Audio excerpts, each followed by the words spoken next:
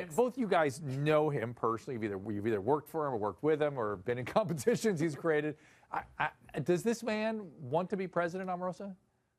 You know, can I point something out?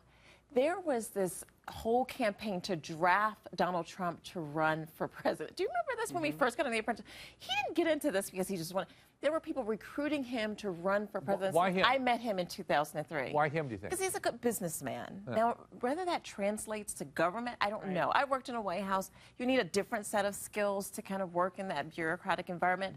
But Donald may work. Or, yeah, or Andy just blowing up all that bureaucratic nonsense. Is that a better way to approach Right. this? I think it's a reaction to 7 years of Obama, the extreme political correctness, watch everything you say. And Trump just blows all that away. He's totally blunt. When he says something crazy, the media says, are you going to apologize? And he's like, no. And then he takes it even further. And people, it's refreshing. It's different. I think it's cool. I don't know if that's refreshing. I mean, I get it because I do like the transparency and what you see is what you get.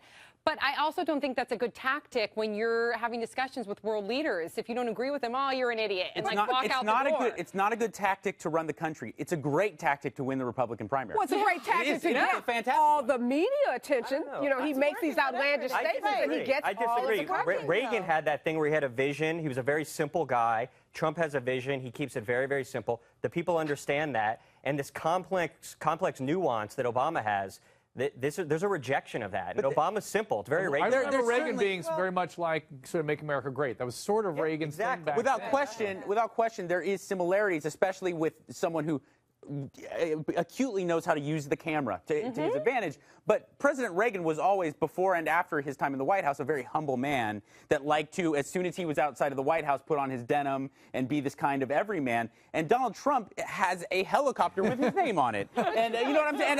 And I'm not saying I'm not saying this to disparage him in any way. What I am saying is that I think the comparisons get blown out of the water when you compare their personalities and how they drastically. He's in on the joke. He's very self-deprecating, and the humor will come out. You'll see in the debates, and that works. Yeah. He's in on the joke. That's a really interesting. He's in a great sense of humor. But you have to know him to understand him. Dr. Drew's about to analyze my genius. But being in on the joke is an interesting thing.